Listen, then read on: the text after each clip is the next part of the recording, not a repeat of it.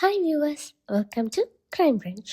இன்னைக்கு நான் பேச போகிற கிரைம் இன்சிடென்ட்குள்ளே போகிறதுக்கு முன்னாடி மறக்காமல் இந்த சேனலை சப்ஸ்கிரைப் பண்ணிக்கோங்க அண்ட் பெல் ஐக்கானையும் கிளிக் பண்ணிடுங்க. துரோகம் சொல்லும்போதே சாதாரணமாக தெரிகிற இந்த வார்த்தையால் ஏற்படுற பாதிப்பு ரொம்பவே மோசமானதாக இருக்கும். ஆனால் நமக்கு ரொம்பவே நெருக்கமான, ரொம்பவே பிடிச்ச ஒருத்தர் நமக்கு துரோகம் செய்வாங்கன்னு நம்ம நினைக்க மாட்டோம். அப்படியும் அந்த நம்பிக்கையை உடைக்கிற மாதிரியான ஒரு விஷயம் அவங்க செஞ்சா நம்மளோட மனநிலை எப்படி இருக்கும்?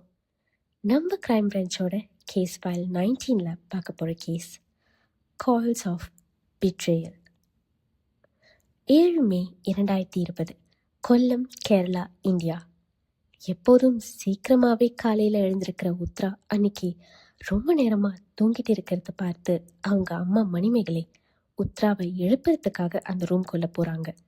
ஆனால் அதிர்ச்சி தரும் வகையில் அங்கே அவங்க பார்த்தது பேச்சு மூச்சு இல்லாத உத்ராவையும் மற்றும் அதே அறையில் வரவேற்கப்படாத ஒரு விருந்தாளியும் தான். அந்த வரவேற்கப்படாத விருந்தாளியை பார்த்த மணிமேகலை கதி கலங்கி போனாங்க. காரணம், அது ஒரு நாகம். இங்கிலீஷில் இந்தியன் கோப்ரான்னு சொல்லப்படுற அந்த விஷநாகத்தை பார்த்து அவங்களுக்கு புரிஞ்சது அப்போ ஒன்று தான். உத்ராவோட இந்த நிலைமைக்கு காரணம் அதுதான்ற அந்த உண்மைதான். நேரத்தை வீண் செய்யாம உடனே உத்ராவை அவங்க ஹாஸ்பிட்டலுக்கு கூட்டிட்டு போறாங்க. ஆனா அங்க டாக்டர்ஸ் உத்ரா இறந்துட்டாங்கன்னு உறுதி செய்யறாங்க. இதை கேட்ட உத்ராவோட பேரண்ட்ஸ் ரொம்பவே மனம் உடைஞ்சு போறாங்க. உத்ராவின் இறந்த உடல் ஆட்டாப்சி செய்யப்பட்டு அவங்க பாம்பு விஷத்தால தான் இறந்திருக்காங்கன்னு உறுதி செய்யப்படுது. உத்ரா இறந்த செய்தி அவங்க கணவருக்கு சொல்லப்பட்டது. அதற்கு பிறகு அவங்களுக்கான இறுதி ஊர்வலம் நல்லபடியா முடிஞ்சு அவங்க உடல் அடக்கமும் செய்யப்பட்டது. சுத்தி இருந்த உறவுகளும் அக்கம் பக்கத்தினரும் உத்ராவின் நாகதோஷத்தால தான் அவங்களோட உயிரிப்படி அநியாயமா போயிருச்சுன்னு சொல்லி ரொம்பவே கவலைப்பட்டாங்க. ஆனா பொண்ணு இறந்து போன துக்கத்தை விட அவங்க இறப்பு சம்பந்தமான சந்தேகம் அப்பாவான விஜயசேனனுக்கு அதிகமா இருந்தது. நடந்த ஒரு சில விஷயங்களை ஒப்பிட்டு பார்த்த அவருக்கு உத்ராவின் இறப்புக்கு பின்னாடி ஏதோ ஒரு மர்மம் இருக்குன்னு உறுதியா நம்பினாரு. அதனால 21 மே 2020 போலீஸ் ஸ்டேஷன்ல உத்ராவின் கேஸை மறுவிசாரணை செய்யணும்னு கம்ப்ளைண்ட் பண்ணதோட மட்டும் இல்லாம இதுல அவருக்கு ஒரு நபர் மேல சந்தேகம் இருக்குன்னு போலீஸ் கிட்ட சொல்றாரு. இப்படி உத்ராவின் அப்பா சந்தேகப்பட்ட நபர் அவங்க கணவரான சூரஜ் மேலதான். அந்த கம்ப்ளைண்ட்டை தொடர்ந்து போலீஸ் உத்ராவின் இறந்த உடலை மறுபடியும் தோண்டி எடுத்து இன்னும் டீப்பா இந்த கேஸை இன்வெஸ்டிகேட் பண்ண ஆரம்பிக்கிறாங்க. சூரஜ் மற்றும் அவரை சார்ந்தவங்கன்னு எல்லாரையுமே போலீஸ் அவங்களோட விசாரணை வளையத்துக்குள்ள கொண்டு வந்தாங்க. உத்ராவின் உடலை மறுபடியும் ஆட்டாப்சி பண்ணதுல சில திடுக்கிடும் தகவல்கள் வெளியே வந்தது.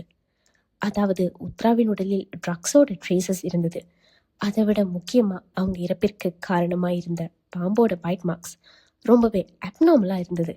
அதோட உத்ராவின் ஃபேமிலியை இன்வெஸ்டிகேட் பண்ணதில் உத்ராவை இதற்கு முன்னாடி சூரஜ் வீட்டில் இருக்கும்போது பாம்பு கடிச்சு அவங்கள கஷ்டப்பட்டு காப்பாற்றி கொண்டு வந்ததாகவும், அதற்கு பிறகு உத்ராவின் அம்மாவின் வீட்டில் இப்போ மறுபடியும் அதே சம்பவம் நடந்து அவங்க இறந்தும் போயிருக்காங்கன்னு தெரிய வருது. இங்கே தான் போலீஸ் ஆஃபீஸர்ஸ்க்கு சின்னதாக ஒரு பொறி தட்டுச்சு.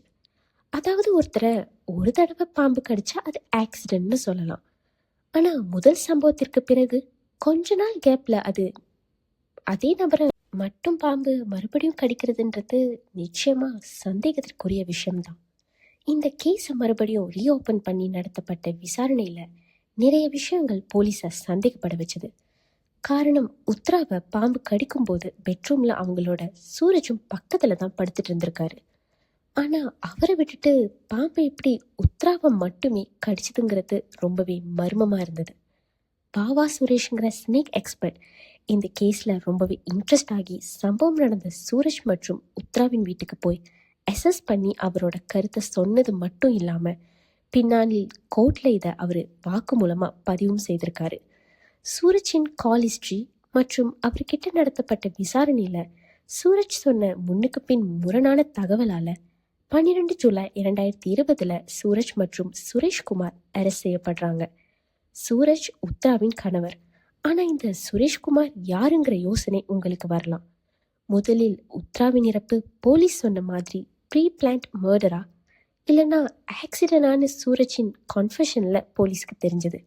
அவனோட கான்ஃபெஷனை கேட்ட ஆஃபீஸர்ஸ் எப்படிடா இப்படியெல்லாம் யோசிக்கிறீங்கன்னு அதிர்ச்சி ஆனாங்க. அப்படி அவன் சொன்னது 2018 சூரஜ் மற்றும் உத்ராவின் திருமணம் பெற்றோர்களால் நிச்சயிக்கப்பட்டது.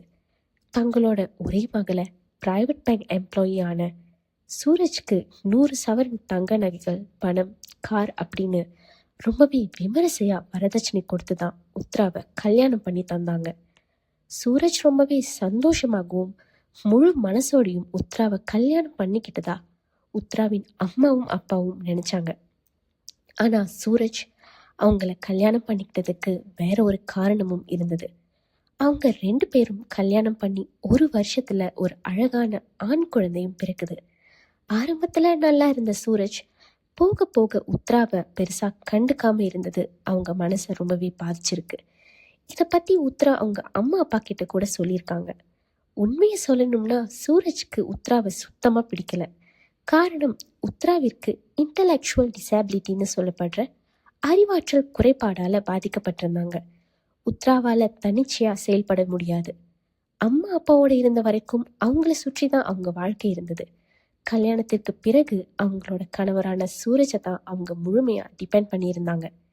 இதனால சூரஜ்க்கு உத்ராவின் குறை ரொம்பவே பெருசா தெரிஞ்சது மட்டும் இல்லாம அவங்களோட வாழ்றதுக்கு விருப்பமே இல்லாம இருந்திருக்கான். உத்ராவின் அம்மாவும் அப்பாவும் எந்த உண்மைகளையும் மறைச்சி சூரஜ்க்கு அவங்கள கல்யாணம் பண்ணி வைக்கல. எல்லாம் தெரிஞ்சுதான் இந்த கல்யாணம் நடந்தது. சரி, கல்யாணத்துக்கு பிறகு பிடிக்கலன்னா டிவோர்ஸ் பண்ண வேண்டியது தானேன்னு நீங்க நினைக்கலாம். ஆனா இங்கதான் சூரஜின் மூளை ரொம்பவே குரூரமா யோசிக்க ஆரம்பிக்குது.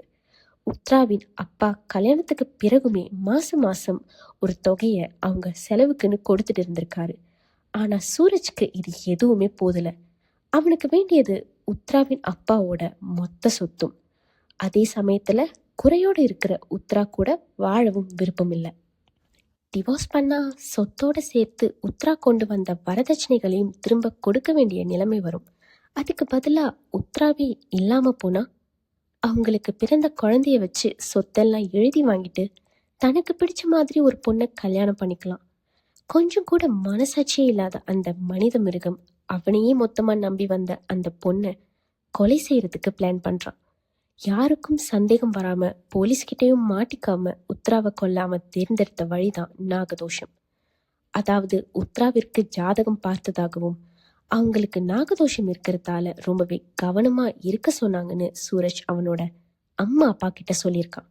அதற்கு பிறகு கொஞ்ச நாள் கழிச்சு சுரேஷ்ன்ற ஒருத்தரை காண்டாக்ட் பண்ணி தன்னோட வீட்டில் அதிகமான எலி தொல்லை இருக்கிறதால அதை கட்டுப்படுத்த ஒரு பாம்பு வேணும்னு சொல்லி காசு கொடுத்து கண்ணாடி வீரியன் பாம்பை கேட்டு வாங்கிட்டு வந்திருக்கான். அதற்கு பிறகு நைட் தூங்குறதுக்கு முன்னாடி உத்ராவோட சாப்பாட்டுல மயக்க மருந்தை கலந்து கொடுத்துருக்கான். நைட் உத்ரா நல்லாவே தூங்கிட்டாங்கன்னு உறுதிப்படுத்திக்கிட்ட சூரஜ் அந்த கண்ணாடி வீரியன் பாம்பை அவங்க மேலே விட்டுருக்கான். அப்போ அந்த பாம்பு உத்ராவோட காலை கடிச்சிருக்கு. அந்த பாம்போட விஷம் எந்த அளவுக்கு வீரியமா இருந்திருக்குன்னா மயக்கத்துல இருந்த உத்ரா வலி தாங்க முடியாம எழுந்திருக்காங்க. அதற்கு பிறகு சூரஜ் வேணும்னே கொஞ்ச நேரம் கழிச்சு உத்ராவை ஹாஸ்பிட்டலுக்கு கூட்டிட்டு போயிருக்கான். நல்ல வேலையா டாக்டர்ஸ் உத்ராவின் உயிரை காப்பாத்திட்டாங்க. ஆனா அந்த பாம்போட விஷம் கொடுத்த பாதிப்புல அவங்க ஐசியூல அட்மிட் செய்யப்பட்டதோட மட்டும் இல்லாம அந்த பாம்பு கடிச்ச இடத்துல உள்ள காயத்தை பிளாஸ்டிக் சர்ஜரி செஞ்சு குணமாக்குற அளவுக்கு பாதிப்பை ஏற்படுத்தியிருக்கு. உத்ராவிற்கு இதுல இருந்து குணமாக சுமாரா 52 நாட்கள் தேவைப்பட்டிருக்கு. வீட்டுக்கு ஹாஸ்பிட்டல்ல இருந்து வந்த சூரஜ் வேகமா அந்த பாம்பை அங்க இருந்து அப்புறப்படுத்திட்டு நாகதோஷத்தால தான் இதெல்லாம் நடந்ததுன்னு எல்லாரையுமே நம்ப வச்சான். என்னதான் டெக்னாலஜி அபரிதமான வளர்ச்சியை அடைஞ்சிருந்தாலும் இந்த மாதிரியான மூட நம்பிக்கைகளை நம்புறவங்களும் இருக்கதான் செய்றாங்க. மனசுக்குள்ள அவனோட முதல் திட்டம் தோல்வி அடைஞ்சதால அடுத்த திட்டம் இன்னும் சாதுரியமா தீட்ட ஆரம்பிக்கிறான். உத்ரா ஹாஸ்பிட்டல்ல இருந்து டிஸ்சார்ஜ் ஆனதுமே அவங்களோட அம்மாவும் அப்பாவும் அவங்க வீட்டுக்கு கூட்டிட்டு போயிட்டாங்க. பொண்ணு குணமானதோ கொண்டு வந்து விடுறோம்னு சொல்லி. சூரஜ் உத்ரா மேல ரொம்பவே அக்கறையா இருக்கிற மாதிரி அடிக்கடி அவங்க வீட்டுக்கு போய் பார்த்துட்டு வந்திருக்கான். ஆனா உண்மை என்னன்னா அவனோட கேவலமான திட்டத்தை எக்ஸிக்யூட் பண்ண சரியான நேரத்தை அவன் எதிர்பார்த்துட்டு இருந்திருக்கான். 24 ஏப்ரல் 2020 மறுபடியும் அதே சுரேஷ் கிட்ட ஒரு நாகப்பாம்பை சூரஜ் விலைக்கு வாங்குறான். ஆனா இந்த முறை அந்த பாம்பை ஒரு கண்டெய்னர்ல தொடர்ந்து 11 நாட்கள், அதாவது 24 ஏப்ரல்ல இருந்து 6 மே வரைக்குமே சாப்பாடு தராம பட்னி போட்டிருக்கான். அதற்கு காரணம், அப்போதான் அந்த பாம்பு ரொம்பவே ஆவேசமா இருக்கும். யார் அது கண்ணுல பட்டாலுமே அவங்கள நிச்சயமா கடிக்கும்னு சூரஜ் பிளான் பண்ணான். 6 மே 2020 உத்ராவின் சாப்பாட்டுல தூக்க மாத்திரையை கலந்து அவங்கள சாப்பிட வச்சுவன் நைட் அவங்க ஆழ்ந்த தூக்கத்திற்கு போனதை உறுதிப்படுத்திக்கிட்டு பசியோடு சேர்ந்து ரொம்பவே கோவத்துல இருந்த அந்த பாம்பை உத்ரா மேல விட்டுருக்கான். ஆனா அவன் எதிர்பார்த்த மாதிரி அந்த பாம்பு உத்ராவை கடிக்கல. அது அங்க இருந்து தப்பிச்சு போறதுலேயே குறியா இருந்திருக்கு. இதனால ஏமாற்றம் அடைஞ்ச சூரஜ் இன்னைக்கு எப்படியாவது நினைச்சதை நடத்திடணும்ன்ற வேகத்தோட அந்த பாம்போட தலையை பிடிச்சு உத்ராவின் கையில அதோட விஷப்பற்களை ஆழமா அழுத்திருக்கான். 1க்கு 2 முறை அதே மாதிரி செஞ்சுட்டு அதற்கு பிறகு ஒண்ணுமே தெரியாதவன் மாதிரி உத்ரா பக்கத்திலேயே படுத்தும் தூங்கியிருக்கான். காலையில ரொம்ப சீக்கிரமா எழுந்தவன் உத்ரா எந்த ஒரு அசைவுமே இல்லாம இருக்கிறத உறுதிப்படுத்திக்கிட்டு அங்க இருந்து வெளியே போற மாதிரி கிளம்பி போயிருக்கான். சூரஜ் அவனோட கன்ஃபெஷனை சொல்லி முடிச்சதுமே போலீஸ் ஆஃபீஸர்ஸால அவன் சொன்னதை நம்பவே முடியல. காரணம், பாம்பு மாதிரியான ஒரு விஷ ஜந்துவை ஒரு மர்டர் வெப்பன் மாதிரி அவன் யூஸ் பண்ணியிருக்கான். ஒரு அப்பாவி பொண்ணை நம்ப வச்சு ஏமாத்தி கொலை செய்த குற்றத்திற்காக சூரஜ் கோர்ட்ல சார்ஜ் பண்ணப்படுறான். போலீஸ் அவனுக்கு எதிரான ஆதாரங்களை கோர்ட்ல சப்மிட் பண்றாங்க. அதாவது சூரஜ் உத்ராவை கொலை செய்யறதுக்கு முன்னாடி அவனோட ஃபோன் ஃபுல்லா விஷ பாம்புகளை பற்றிய விஷயங்களை அடிக்கடி தேடி படிச்சிருக்கான். அதே நேரத்துல உத்ராவின் கையில இருந்த அப்நார்மலான பைட் மார்க்ஸ் மற்றும் அதோட ஆழம். ஒரு பாம்பு ஒருத்தரை கடிக்கும் போது அதோட 2 பற்களுக்கும் நடுவில் இருக்கிற அந்த ஸ்பேஸோட இடைவெளி குறைஞ்சது 1.2 முதல் 5 சென்டிமீட்டருக்குள்ள தான் இருக்கும். ஆனா உத்ராவின் கையில இருந்த பைட் மார்க் இந்த எஸ்டிமேஷனை விட அதிகமா இருந்திருக்கு. அதோட ஒரு பாம்பு ஒருத்தரை கடிக்கும் போது அதோட பற்கள் 2 முதல் 10 மில்லிமீட்டர் வரைக்கும் நம்மளோட ஸ்கின்குள்ள பெனட்ரேட் ஆகும். ஆனா உத்ராவோட கையில இருந்த மார்க்ஸை எக்ஸமைன் பண்ணதுல அதோட ஆழம் இந்த எஸ்டிமேஷனை விட அதிகமா இருந்திருக்கு. இதுல இருந்து சூரஜ் தான் வலுக்கட்டாயமா அந்த பாம்பை கடிக்க வச்சிருக்கான்றது உறுதியானது.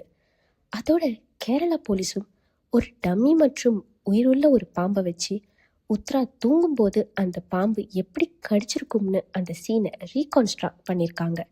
டம்மி மேலே அந்த பாம்பை விட்டதும் அது நேராக மூலையில் போய் ஒளிஞ்சிருக்கு. ஆஃபீஸர்ஸும் அதை ட்ரிகர் பண்ணி வெளியே கொண்டு வர முயற்சி பண்ணுறாங்க.